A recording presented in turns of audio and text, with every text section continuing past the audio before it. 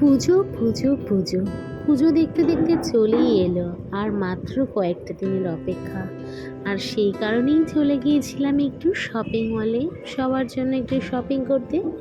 তো দেখো, প্রথমে আমরা চলে আসলাম, আর এসে দেখো মামার খুব আনন্দ পেয়েছে শপিং মলে এসে। আর আমরা এক এক করে সবার জন্য জামা কাপড় কিনে নিচ্ছিলাম।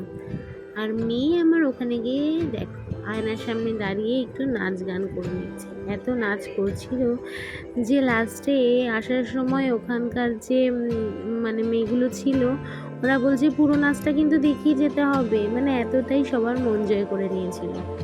তো ওখানে আবার একটা ফ্রেন্ডও বানিয়ে নিয়েছিল, তার সাথেও কিছুটা সময় খেলা করছিল। আর সেই কারণেই আমরা একটু শান্তি মতো শপিংটাও করতে পেরেছিলাম, না হলে ও অনেক রকম ডিস্টার্ব করতো হয়তো বা। তো যাই হোক, দিনটা বেশ মজাতেই কেটেছিল। আর কী কী কিনলাম সেগুলো তোমাদের সাথে অন্য একটা ব্লগে শেয়ার করব।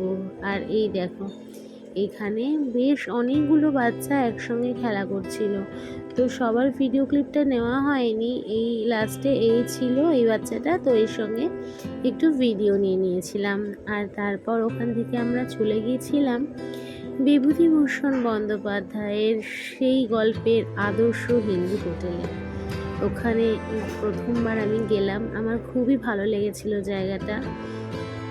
আর তারপর আমরা ওখানে অর্ডার করে নিয়েছিলাম কিছু খাবার। মেয়ের জন্য একটা পনিরের আইটেম নিয়েছিলাম, আর আমরা হলো বাটার নান নিয়েছিলাম, আর একটা মটন কষা নিয়েছিলাম। এক প্লেটে দুটো ছিল মাটন।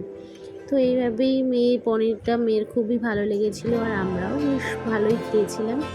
তো ভিডিওটা আর বড় করব না, আজকে এই পর্যন্তই।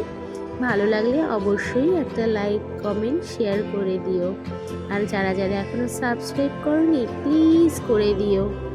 আবারও একটা নতুন ভিডিও নিয়ে চলে আসবো তোমাদের কাছে অন্য কোনো সময়, অন্য কোনো ব্লগে। ততক্ষণের জন্য সবাই ভালো থেকো, সুস্থ থেকো, আর সাবধানে থেকো, আর আমার চ্যানেলটার পাশে থেকো। টাটা।